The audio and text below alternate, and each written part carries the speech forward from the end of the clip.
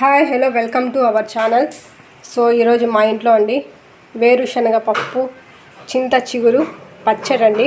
So దానికి కావాల్సిన ingredients వచ్చేసి ముందుగా వేయించి పెట్టుకున్న వేరుశనగ పప్పు, చింత చిగురు, ఎండుమిరపకాయలు, ధనియాలు, జీలకర్ర అండి, ఉల్లిపాయ. సో కడాయి తీసుకున్నామండి.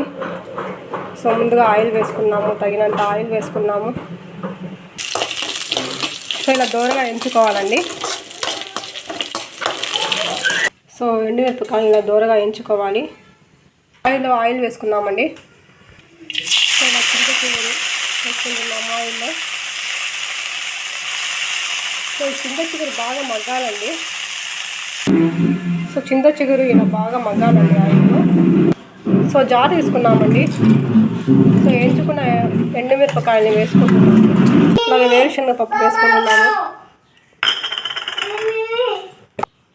తగినంత సాల్ట్ వేసుకున్నాము. సో ఇలా గ్రైండ్ చేసుకోవాలండి. సో అలాగే బాగా మగ్గిన చింత చిగురు వేసుకుంటున్నాము.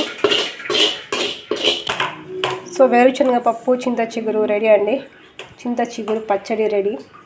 సో మీరు కూడా ట్రై చేయండి, లైక్ చేయండి, సబ్స్క్రైబ్ చేయండి. సో మీకు ఎలాంటి రెసిపీస్ కావాలంటే కామెంట్ చేయండి. Thank you for watching.